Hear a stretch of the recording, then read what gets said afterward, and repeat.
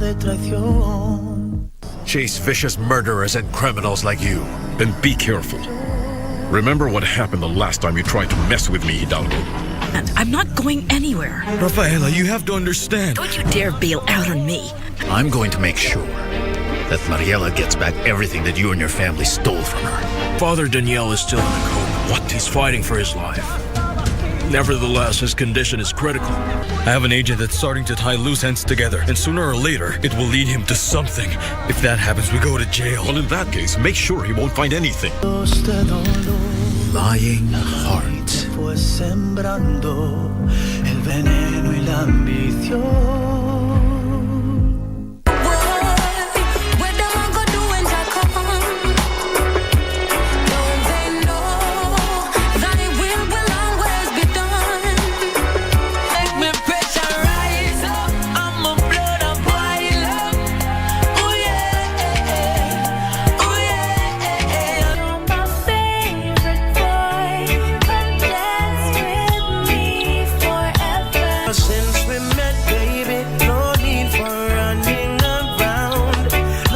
You cool me down. You cool me down. 1, 2, 3. I love you. 4, 5, 6. I miss you. 7, 8, 9. I want you back. Oh baby, I'm telling you, I'm sorry, but I'm leaving you. You never should have made me cry. I'm sorry, but I'm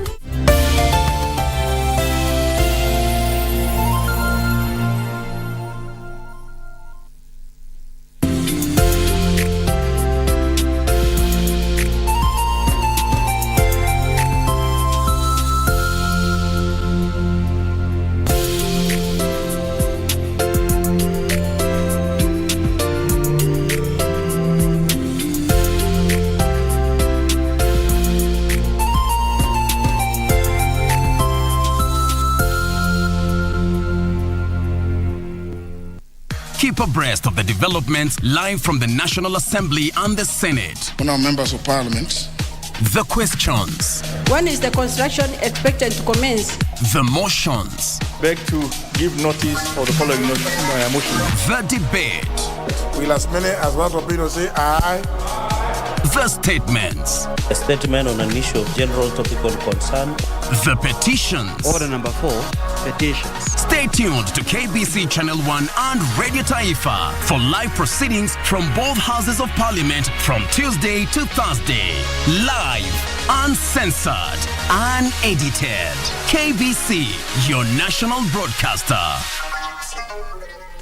Ili kupata huo ni upendo, kama sikiza tune kwenye simu yako, bonyeza *811 *817#. Sio lazima uwe na hela nyingi ama uwe tajiri mkubwa, uwe na fedha nyingi ndio uweze kumsaidia mtu. Hapana, kidogo utakachopata ama kidogo ulicho nacho, mgawie. Mfanye mwingine pia afurahie. Umpatie tabasamu. Kupata huo ni upendo, kama sikiza tune, bonyeza *811 *817#. *811 *817#.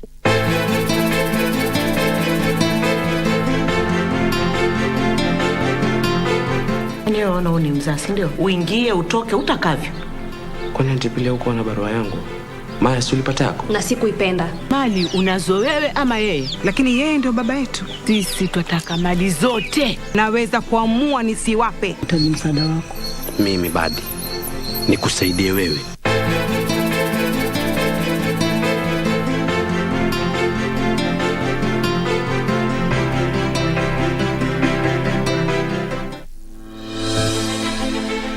Are you an aspiring candidate in the upcoming general elections? Do you want your agenda and manifesto to reach your voters effectively? At KBC, we have the most comprehensive and credible online platform that has profiles of all prospective candidates. Log on to www.kbc.co.ke/2022 aspirants and let Kenyans know more about you, your past achievements, your manifesto, and your development agenda once you get elected to office. office. What's more, the website is easy to navigate. We will create your profile, post pictures and short videos with your campaign messages at affordable hosting fees. Log on to www.kbc.co.ke/2022 aspirants today and establish your brand authority as we lead towards the forthcoming general elections.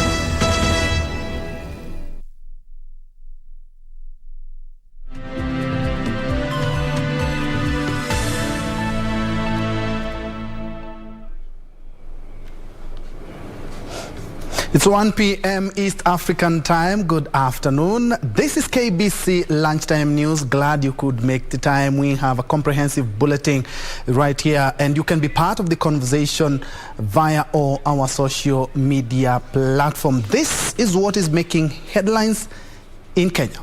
My name is Njue, and Susan Thuku will be our sign language interpreter for this live newscast. We begin with the government, which has reassured Laikipia residents of its commitment to restore peace in the area. This follows mounting tension of cases of banditry attacks within Kithiga ward in Laikipia County. Laikipia County Commissioner Joseph Kanyiri called on the residents to remain patient as the government looks into ways of dealing with the criminals who have been terrorizing them in the recent past. Speaking at Village 18 area in Ngara Division, where he led senior security officers in a tour to assess the situation, the county commissioner said that no one had a right to displace others, calling on residents to stay put and not to vacate. This comes as a section of residents started fleeing their homes for fear of attacks. Hakuna mtu atahamishwa kwake na yeyote Kenya hii. Unaelewa? Na ile tutafuatilia. He at the same time noted that the government has initiated talks with the management of Laikipia Nature Conservancy in an effort to create a buffer zone at the border with the neighboring communities. Kwa sasa, kwa ushirikiano wetu na county government ya Laikipia, tumepata kifaa ambacho kitawekwa kwa hizo machine, wasimamie na mtaro ufunguliwe kila mahali unakostahili kufunguliwa. The residents have, however, been urged to collaborate and partner with the security agencies to tackle security challenges in order to make it easy in restoring normalcy. Tumeongeza officers kambi hii, vifaa, waweze kutembea na waweze kuwa karibu na nyinyi, muweze kuwapa habari, muweze kuwasikiza, waweze kuwasikiza ili tusaidiane hii shida. Hii watu ambao nasumbua nyinyi hapa, mnawajua. Hiyo watu ni mzuri. Elezea hawa security operators ambao wako hapa ili tuweze kushirikiana nyinyi tukamate hawa watu. Jacqueline Masharia for Lunchtime News. Until on security matters, a section of leaders in Isiolo County have condemned the recent killings in Areimit area in the region. The leaders called on the government to launch investigations into the recent killings and to bring the culprits to book as calls for heightened securities rent the air. Mtu alikufa jana, hajasiku hata saa hii nikiwa hapo nilikuwa naongea, mtu yuko barambati. Maiti hiyo mtu ameshindwa kushukua. Serikali hapana wajibika, viongozi hapana wajibika. The security labs in Isiolo has seen a section of leaders in Isiolo County led by Benedict Wandeto, Secretary General Communist Party of Kenya, calling on security agencies to ensure that justice is served for all. The deaths that have occurred hapa Isiolo, hatuwezi kubali iendelee. And investigations must be done. wako na intelligence, wako na polisi, vile walishika vijana wa bodaboda Kenya nzima kwa sababu ya uhalifu ambao ilifanywa na mtu mmoja huko Nairobi. Wanafaa mobilize hizo security forces, ziende huko Merti, zikuje hapa Isiolo, zishike hao wahalifu. He issued an ultimatum to the security officers to ensure that within 7 days, the perpetrators of recent killings are brought to book. According to Wandeto, if no action is taken against the thugs, the killings will continue in many other parts of the country, and many will end up losing their lives. These thugs, whether wako politically motivated, whatever they did, they must be investigated na lazima washikwe na sheria ichukue mkondo wake. He urged area leaders to pursue avenues that will ensure the conflicting communities coexist peacefully. They also urged relevant authorities to beef up security in the region.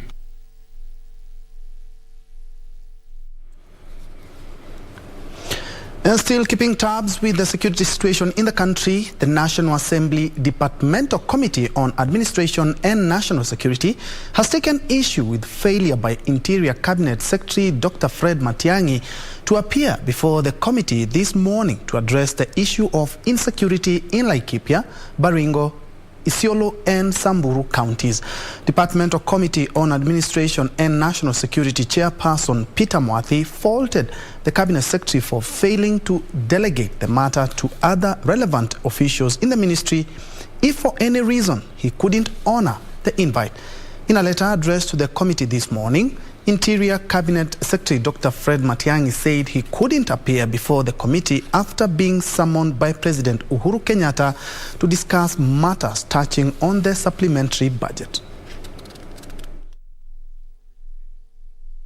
A police officer worked for over 25 years, died in the line of duty, and still his pension is not paid, Chair. I mean, what are we trying to show? That we do not care for the police officers, whether they live or die? It is just the big people we are worried about. Chair, that is completely wrong. I want a written answer if I can get. In totality, I have attended this committee waiting for this answer 7 times. Surely, Chair, that if that one is not being ruled from the side of the CS, then I don't know what rudeness means. Because then why don't they just give us a written answer so that I can peruse and accept, or then ask supplementary questions? And that a letter be written to the CS with a schedule of all these questions and statements not answered, and with instruction that these answers should come to us in writing, first and foremost by Monday next week, and that the CS must appear before the committee on Tuesday.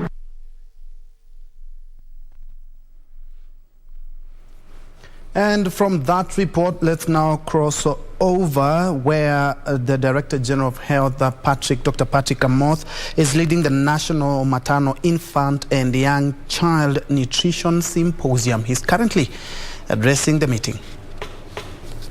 Enabling legislation or enabling strategies, the Kenya Health Strategic Plan 2018-2023, the Kenya Nutrition Action Plan 2018-2022, the Kenya Primary Healthcare Strategic Framework 2019-2024, the Kenya Community Health Policy 2020-2030, the Breast Milk Substitutes Act 2012 and related regulations, just to name but a few. Further, the ministry has disseminated the policies, guidelines and legislations to the counties in order to ensure standardized quality health services. Noting that maternal, infant and young child nutrition interventions also require sustained social and behavior change, the ministry has continued to strengthen the community health strategy. Through the ongoing rollout of universal health coverage, which is premised on a primary healthcare approach, the strong emphasis on health promotion and health prevention. This is a key pillar of the Big Four agenda, The ministry has supported counties to reactivate and operationalize most of the community health units. The health promotion and health prevention aspects of universal health care or universal health coverage under the premise of primary health care ages is basically premised on strong community participation. So the use of community health workers and community health volunteers so that the people can be able to take charge of their health and therefore demand from us, players in the health sector, the services that they require to ensure that they live a healthy lifestyle. In order to enhance social and behavior change in regard to maternal, infant and young child nutrition, the ministry is promoting baby-friendly community initiative, which is a community-based approach for empowering communities to promote, protect and support breastfeeding, appropriate complementary feeding and maternal nutrition, environmental sanitation and hygiene. All those are totally in sync with our approach towards universal health coverage with the emphasis on health promotion and health prevention and the community at the core in terms of the interventions. In counties where the community health volunteers and health workers have been trained on baby-friendly community initiative, the community health volunteers and workers in turn train households on baby-friendly community initiative and facilitate the formation of community support groups to influence change and uphold positive behaviors in maternal, infant, and young child nutrition. Conspicuously, the prevailing drought has adversely affected the most vulnerable groups, especially children under 5 years of age, pregnant and lactating women, as we have seen these reports in the media. The most notable impact includes interruption of breastfeeding and poor complementary feeding practices, resulting in increased risk of malnutrition, illness and mortality. According to the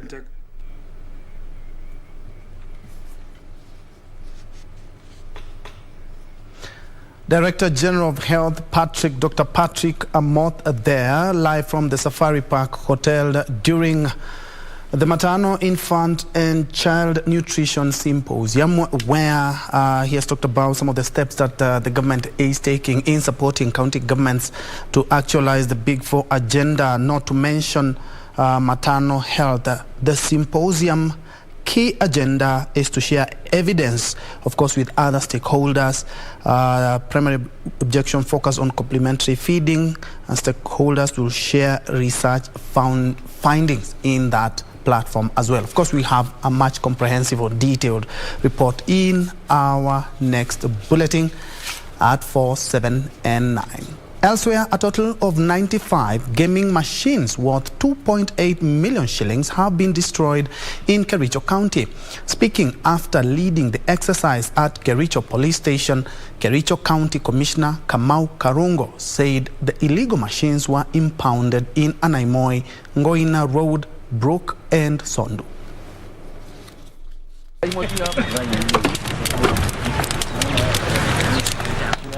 The county commissioner said the government will not allow illegal business in the county, calling on those who have been operating to quit and do genuine business. Mara kwa mara tumekuwa tukielezea wananchi na kuwatangazia mambo ya Roto wasahau. Haitakuwa ni hapa Kericho. Kericho tunataka iwe Roto free zone, kwa sababu hakuna mtu yote ambaye ameshai kutajirika kwa kucheza Roto. Na Roto tunasema imeleta shida katika maboma mingi, maboma zimeporomoka. The county commissioner said members of the public have suffered a lot as a result of the gaming machines, with women being the most affected. Kwa sababu unakuta hata mama anatumwa na mzee aende sokoni akanunue mboga na unga, lakini akikuta hizo machines anafikiria akicheza hiyo pesa itaongezeka, afanye shopping yake na abaki na balance, lakini mwisho anakuta hata hiyo pesa yote imepotea yote. He at the same time ordered the police officers to smoke out all the legal betting machines in the county. Kwa hivyo tumesema na tunaambia our security officers wasichoke, waweke bidii ili tuhakikishe kwamba area yote ambayo loto zinachezwa zimeangamizwa. Siku ya leo tunachoma roto 95 na hizi zimekusanywa katika sehemu mbalimbali. Zimetoka area Aina Moi, area Ngoina Road, area Brook, as far as upande wa Sondu kupakana na Kisumu. Jelis Aladi for Lunchtime News.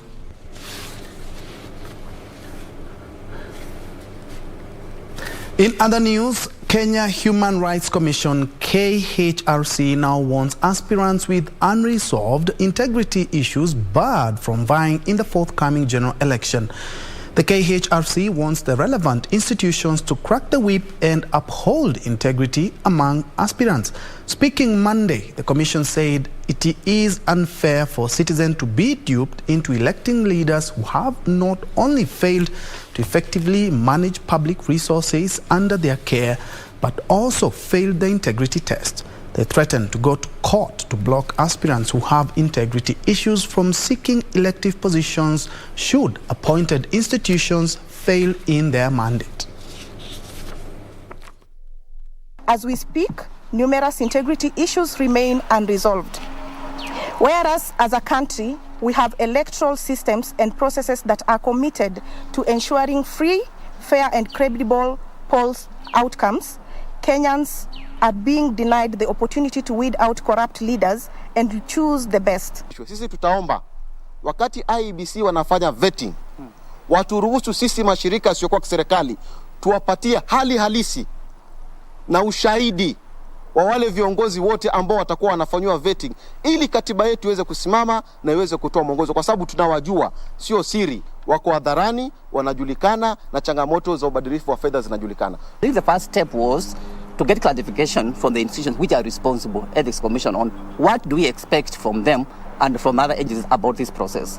And then that was now the clarification and the process we thought we were going to use to hold them to account.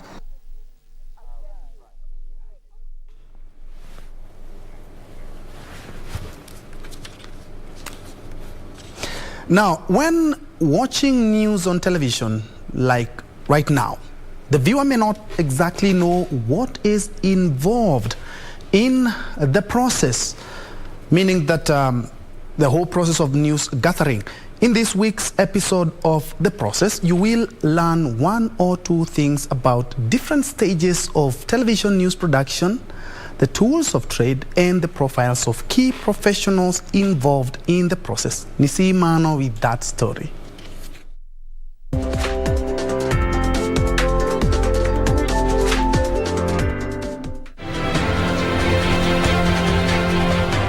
Television news production is a complex process in which different professionals and machines interact in order to bring the story alive.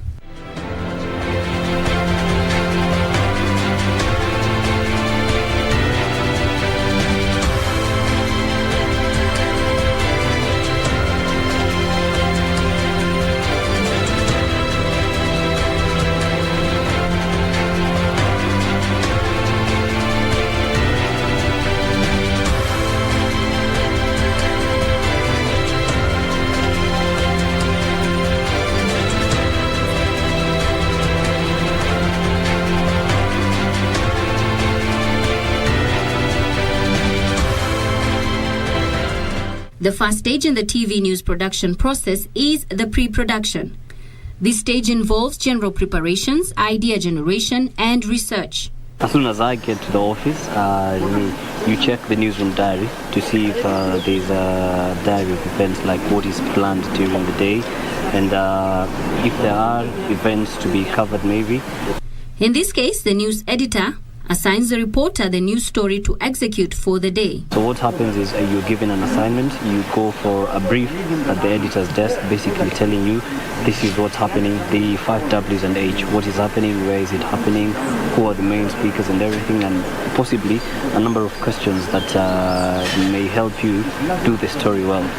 He then goes to the head of electronic news gathering, who assigns a camera person to accompany him on the assignment.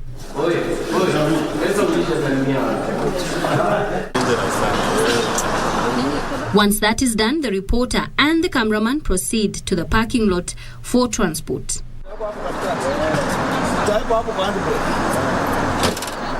Here, the necessary logistics have been coordinated by the logistic or assignment editor. The journey begins.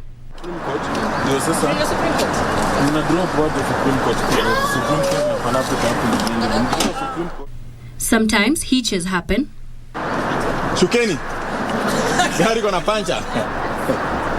But nonetheless, the story must be told. Alternative plans are quickly put in place, and the crew is well on their way to execute the assignment. Once the reporter is on location and the setup is done, the actual shooting and recording begins. Once the guest has been interviewed, the reporter heads back to the newsroom and straight to the news editor for a debrief session. So what is there? What is there? After that, the reporter gets down to scripting the story. The script then goes to the editor for sub-editing. Here, the editor checks and corrects the script within context and writes necessary headlines and captions. The script can now go for translation to have it translated into Swahili for the purpose of the 7 p.m. Swahili Bulletin. And depending on the substance of the script, the editor can decide to make the news story a straight cut, requiring no voice-over, like in our case today. Or a package, meaning the reporter is expected to voice the script in the sound booth. Speaking at a political rally in Bomet East constituency. Once that is done, the reporter goes to the video edit suite, where he sits with a video editor to edit the story. Once done, the straight cut and the package are then sent to the transmission server. As the news presenter or anchor gets ready for the news bulletin, editors develop the running order, which is the lining up of the news items depending on the strength of the news of the day. This is done in consultation with the news producer on duty. Before any production starts on the hour, we are the people who process the news before the bulletin starts. I liaise with my editors on the desk. I follow up on the reporters in the field. I know who is where, doing what, and what story that is coming to us, so that we can include it in our running order. And is everything ready from the anchor, from the scripts, from the clips, so that you have our production. Meanwhile, those in charge of news transmission studio are busy getting ready, headed by the news director. Stand by. In 3, 2, 1, cut. On air. Bila shaka ni fahari yetu kuwa hapa kukupasha yaliyojiri humu. Generally, my work entails liaising with sub-editors, video editors, reporters, anchors in studio.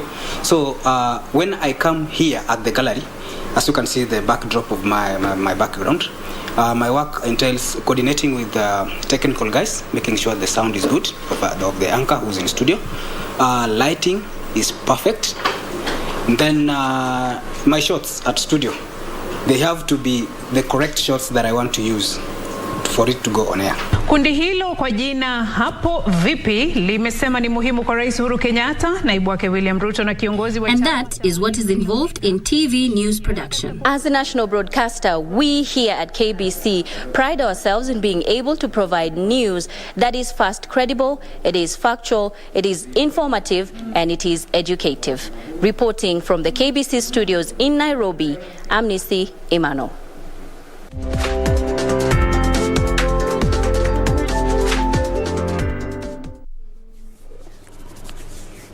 Quite interesting, right?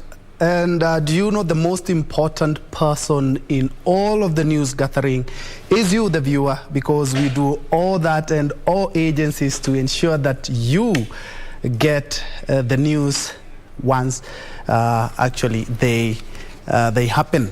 And right now, my director, Mugo Karaoke, is speaking me through this. He's telling me that me and my sign language interpreter, Susan Thuku, need to take a break. But before we do that, Mugo, allow me to just touch on one or two of our viewers. Doris Kutu, you say you're watching. Governor Kilush, watching from Ngeria Eldoret. Ombiri Steve from Diwa Town. Elshak Kush, you say congratulations. I think it's because of a KCPE or that news article.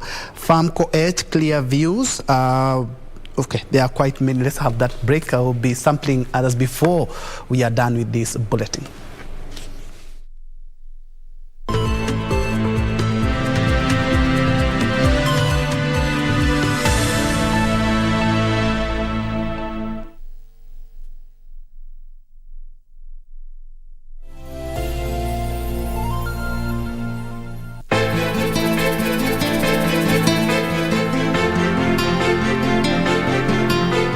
Unaona ni mzazi ndio uingie utoke utakavyo. Kwani antipile huko na barua yangu? Maya si ulipata yako? Na sikuipenda. Mali unazo wewe ama yeye? Lakini yeye ndio baba yetu. Sisi tunataka mali zote. Naweza kuamua nisiwape. Utaji msaada wako. Mimi badi nikusaidie wewe.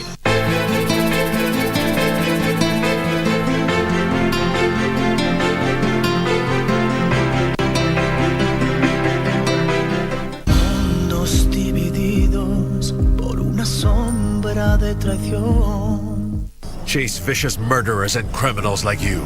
Then be careful. Remember what happened the last time you tried to mess with me, Hidalgo. I'm not going anywhere. Rafaela, you have to understand. Don't you dare bail out on me. I'm going to make sure that Mariela gets back everything that you and your family stole from her. Father Daniel is still in a coma. What? He's fighting for his life. Nevertheless, his condition is critical. I have an agent that's starting to tie loose ends together, and sooner or later, it will lead him to something. If that happens, we go to jail. Well, in that case, make sure he won't find anything. Lying heart.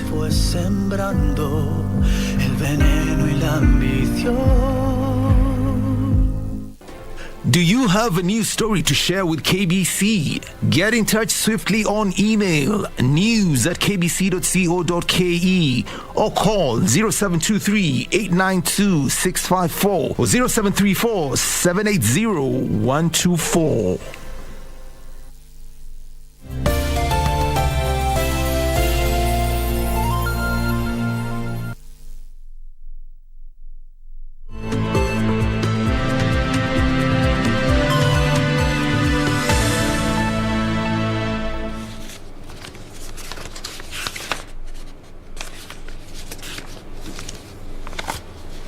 Welcome back and thanks for keeping it KBC. And let's move on, where Joel Junior Musyoka Njeru from Njue Primary School in Mbeere South, Embu County, who emerged position 4 countrywide, said his dream school is Lenana High.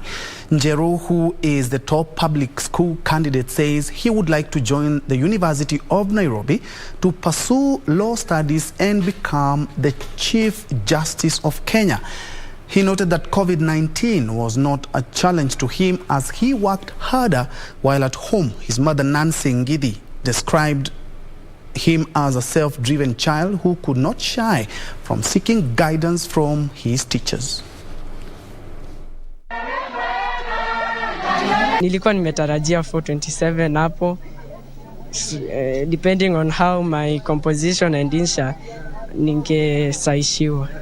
Njia kwenda Lenana. Ningependa kuwa wakili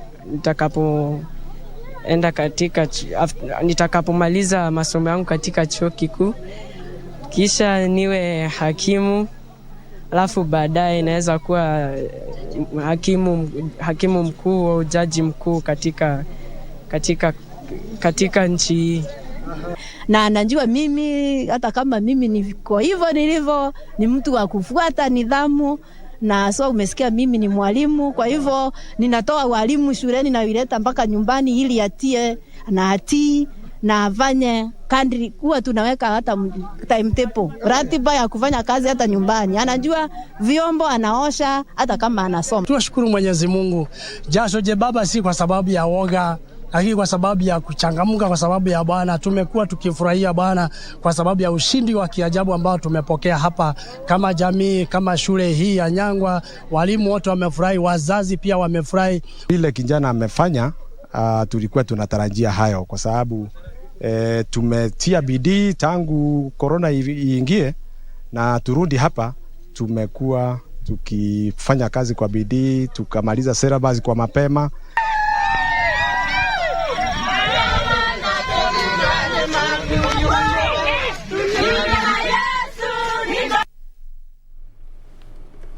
Congratulations to him, and also to Kobia Leon Mureidi, who scored 417 marks. Joel Michelle Wanjiru, who scored 410. They are from the same county, that is the county of Embu, St. Petroc Premier School. And still on KCPE, a Kitale Primary School pupil who was abducted by unknown people during the COVID-19 pandemic has beaten all odds to shine at this year's KCPE examination, scoring 409 marks. Josephine Chebet had to go extensive psychological counseling after the ordeal, after the incident, and beat the mental stress to perform in the national examinations. Friends and family came together to congratulate the candidate on her outstanding performance. Take a look. Celebrations engulfed this BD area homestead in Kitale following the exemplary performance of Josephine Chebet, who despite an abduction ordeal in the hands of unknown people and the trauma that followed, beat the odds to score 409 out of the possible 500 marks in the national examinations. Also, there was song and dance in Ravine Greenview Academy in Baringo County after over 20 candidates scored over 400 marks. The private school released the results, registering an exemplary performance as opposed to the public schools in the region that have witnessed cases of insecurity in the recent past. In Samburu County, teachers, pupils and parents in Maralal town celebrated victory of the county's top pupil in the Kenya Certificate of Primary Education examinations. Mark Kariuki was the best pupil in Samburu County after scoring 418 marks in KCPE at Maralal Primary School. Kutia bidii kwa sababu everything is possible and hard work pays and it never goes unrewarded. And academies in Kisii County have excelled yet again, with the Limu Academy's top students scoring a total of 416 marks. According to the director Andrew Nserio, the school presented 73 candidates, with 16 of them posting over 400 marks and the last one scoring 339 marks.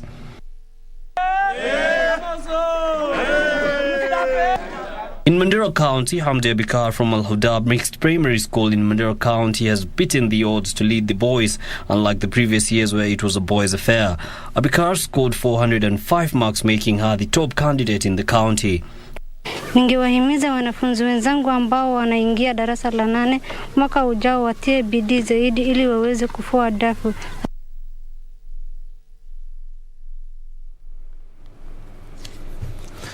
Congratulations to all those who did their KCPE. And still on more KCPE celebrations, primary schools across the country continue to celebrate excellent KCPE results day 2 after the Education Cabinet Secretary released them yesterday. Our reporter Ruth Wamboi takes a close look at some of the jubilation moments from pupils, teachers and even parents from across the country.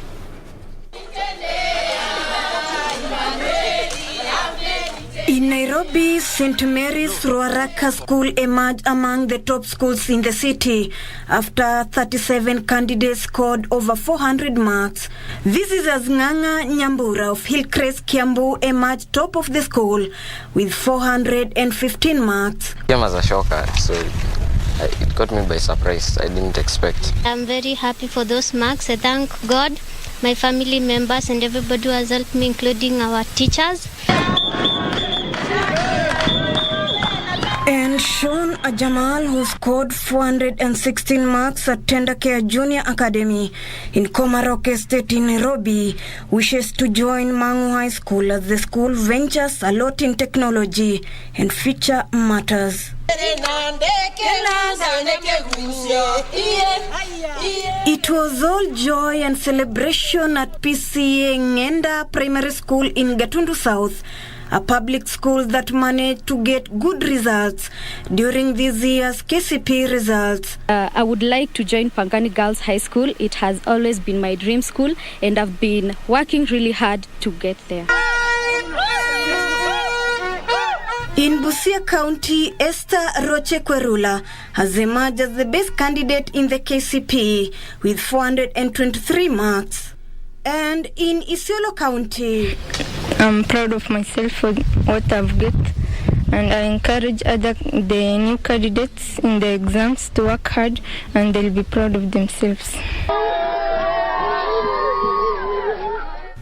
In Machakos County, daktari kwa sababu napenda vile madaktari wanafanya kazi yao kwa sababu wanawatibu watu kwa upendo. And parents and pupils of Bless Narok School and Narok County Academy in Narok County joined the rest of Kenyans in celebrating KCPE results that was released by Education CS George Magoha. The two schools produced top candidates in Narok County. My dream school is Kenya High, and I'd like to go to that school and be a doctor in future. Similar celebrations were witnessed at Mudasa School in Kisumu County and Mbale Shalom in Vihiga, which performed exemplary well. We're really proud for what she has achieved. We thank God for this big achievement. We thank the Makini fraternity, and of course the entire family here who's been with. Ruth Wamboy for Lunchtime News.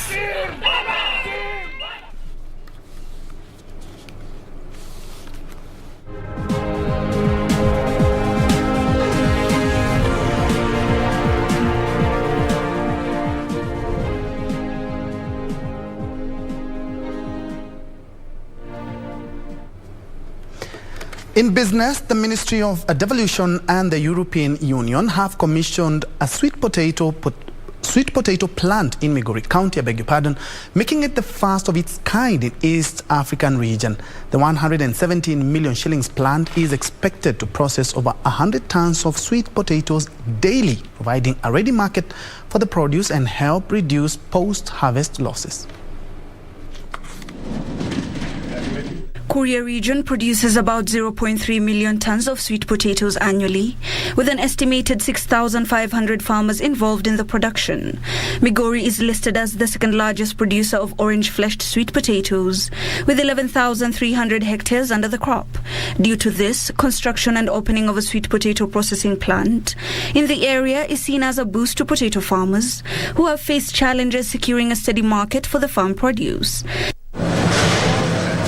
Acting Devolution Cabinet Secretary Eugene Omalo says the plant is among 15 other projects across the country that the Devolution Ministry is facilitating to help realize food security and manufacturing agendas of the government. There's huge potential in these county sweet potatoes. We want to see how we can work with the local community, local leadership, to do some value addition so that we create employment but also enhance food security. Area leaders noted that farmers require assistance in processing of the food crop and hitches in the supply chain addressed. They say sweet potatoes have remained unattractive to small-scale farmers due to market challenges. And this is also being replicated in other counties, in KC County, where we have a lot of bananas, the land of Matoke, and we want to see a similar banana processing plant being put up in KC and Division. Hibak Said for Lunchtime News.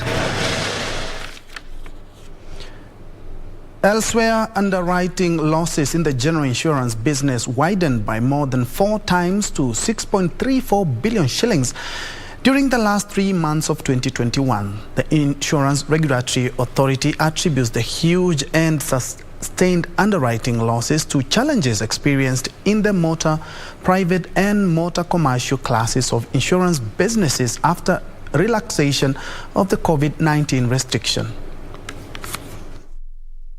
The latest data from Insurance Regulatory Authority, IRA, shows that the industry's underwriting loss widened more than 4 times from 1.18 billion shillings reported in Q4 of 2020 to 6.34 billion shillings during a similar period in 2021.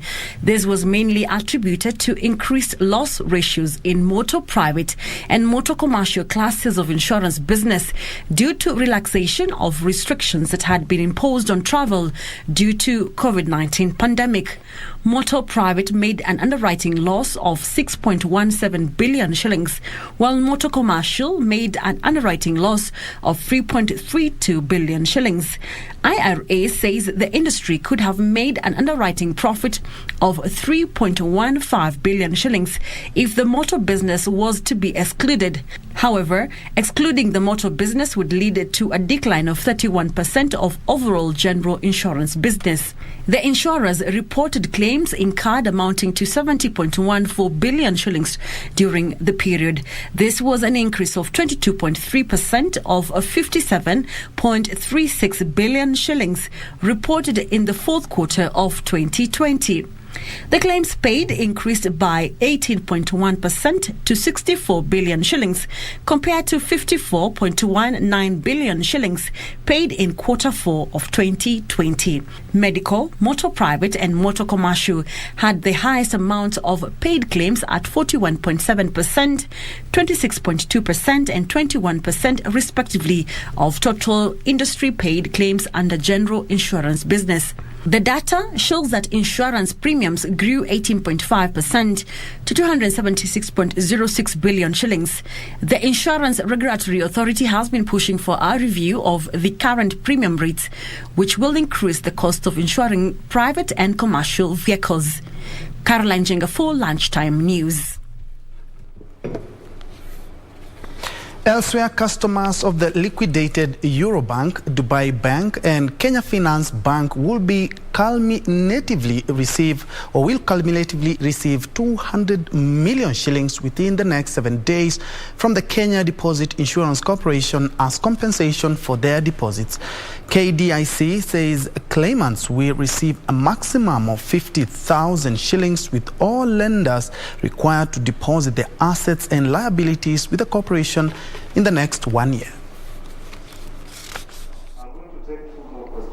We shall be distributing over 200 million shillings to the depositors and creditors of these three institutions, where we shall have fully paid 97% of Eurobank depositors and creditors. This time we're also talking of creditors. We shall have also fully paid 93% of the Kenya Finance and 92% of Dubai Bank depositors and creditors. And indeed, this is in line with the cardinal principle of deposit insurance of protecting small and sophisticated and vulnerable depositors.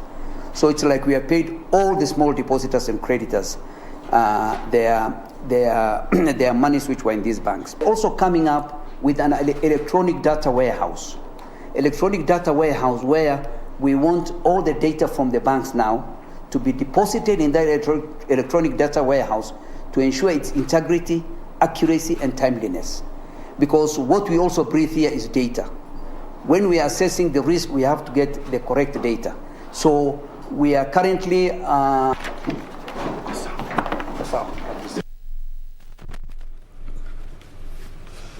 Now, the Salaries and Remuneration Commission, SRC, is engaging hoteliers in Naivasha following the downgrade of the town from Tier 1 to 2. It has emerged that bed occupancy in the lakeside town has dropped by 85 to 35% following the review of the town's status. Here are the details of this and more in our corporate roundup. Nakuru was ranked together with Mombasa, Kisumu and Nairobi, while Naivasha falls under the lower cluster. Last month, the state agency released new daily subsistence allowances for local travel and per diem rates for Nakuru after it was elevated into a city status. SRC Commissioner John Monyoncho says they were keen to resolve the current impasse that has also affected other towns like Malindi and Diani. Meanwhile, Faulu Bank has entered into a partnership with USAID-funded Feed the Future Kenya Crops and Dairy Market Systems activity to enhance access to finance for farmers across the country.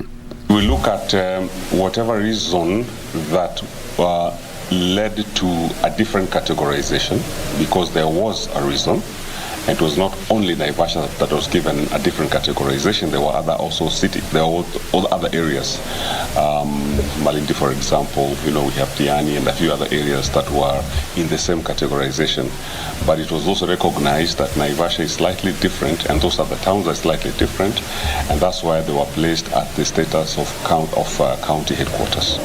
So all those will be taken into consideration. We are committed to ensuring that the investments within Naivasha are protected. What we would want is a sustainable industry where growth is also guaranteed, and the financial players, the banks, can finance this area, knowing that in another 5, 10 and 20 years, the industry is headed for a growth trajectory. The collaboration, which targets 12 counties, aims at supporting the development of sustainable agriculture as an economic engine.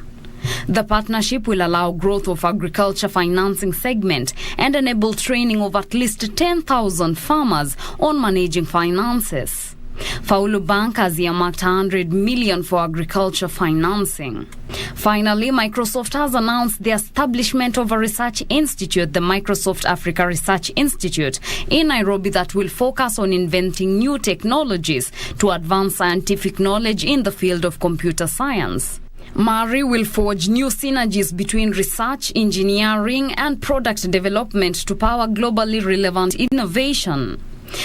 The institute will work closely with Microsoft East Africa and the ADC to forge strategic alliances and links with local academia to boost the country and region research capabilities in tech sphere, with 3 focus areas on health, work and society. The reason we wanted to set up the MARI is because Africa is a continent of innovation. The aim is to really create technologies that impact people's lives for the better. So in the Future of Work pillar, we started by focusing on small and medium enterprises. And the reason we did this is because we know the contribution they have to our economies, not only Kenya, but other African economies. And apply scientific innovation when we're thinking around how to build technologies for SMEs in Kenya and in Africa.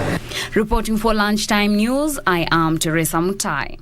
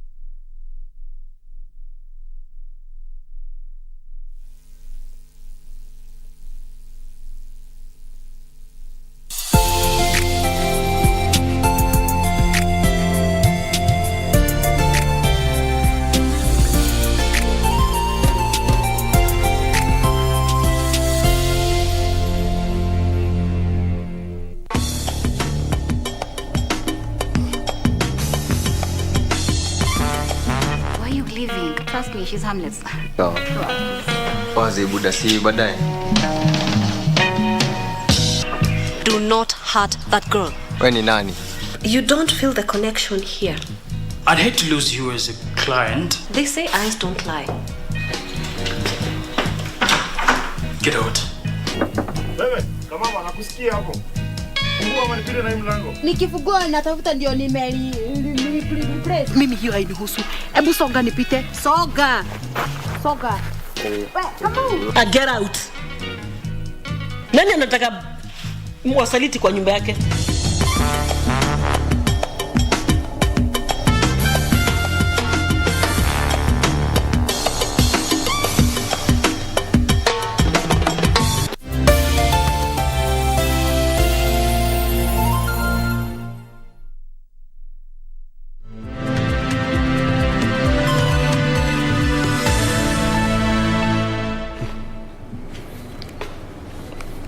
We apologize for that earlier hitch, but as I was saying, we have a new kid on the block as the Democratic Republic of Congo has officially joined the East African community after more than 2 years of lobbying, adding more than 90 million people to the regional trading bloc.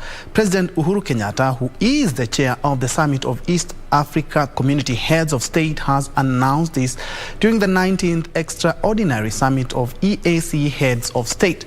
President Kenyatta says the administration marks a momentous occasion in the region's integration process and will be a game changer in the inter-regional trade. DRC becomes the 7th member of the East African community. The World Bank Board of Executive Directors has approved a $180 million investment project financing loan in Morocco. This is to support resilient and sustainable agriculture by improving the quality of farm outputs in the country and helping smallholder farmers. Here are the details of this and much more from across Africa. The funding will boost the resilient and sustainable water in agriculture project, aiming to enhance the governance of water in agriculture, improve the quality of irrigation services, and increase access to advisory services for irrigation technologies. It will uplift the agri-food sector, which is a major driver of economic and social development for Moroccan citizens, as it amounts to 21% of the GDP and accounts for nearly 39% of employment in rural areas. This project financing will also support the vital sector in alignment with the country's Green Generation Strategy, the National Water Plan, and the New Development Model. Meanwhile, as the war rages in Ukraine, impacts of rising food prices and shortages of staple crops are already being felt in the North Africa region. UN's International Fund for Agricultural Development has warned that if the situation continues, food and consumer good prices will go up every day, making global hunger and poverty escalate. The Middle East and Africa imports are more than half of their cereal supplies, like wheat from Russia and Ukraine, which will make citizens grapple with high food prices and shortages. Also, spikes in fertilizer prices have contributed to a rise in food prices by about 30%, making Africans dig deeper into their pockets. Finally, a new cross-river bridge funded and built by China has opened in mid-western Senegal's Fangjuni city, with a 1,600-kilometer route connecting the two sides of the Salmin River. The project will help lift trade in the country, as it connects essential routes along the business centers. Also, it is an embodiment of China's active implementation of the 10 major programs to boost China-Africa cooperation, which was launched in 2015. Aiming to drive African countries' cooperation with China in the fields of industry, agriculture, infrastructure construction, finance, green development, and poverty alleviation.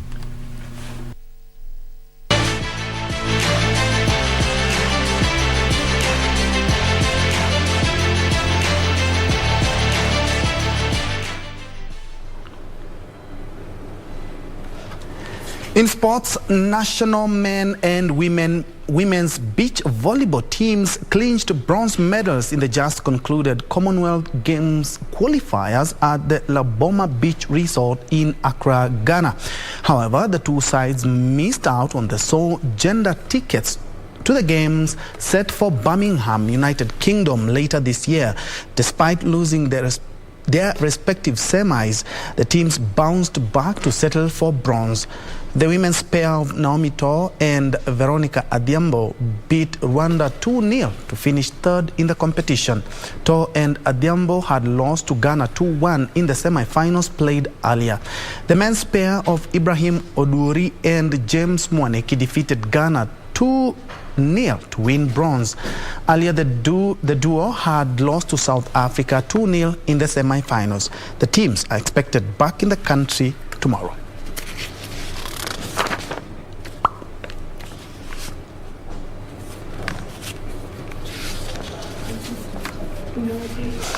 Further afield, Russian billionaire Roman Abramovich suffered symptoms of suspected poisoning at peace talks at the Ukraine-Belarus border earlier this month.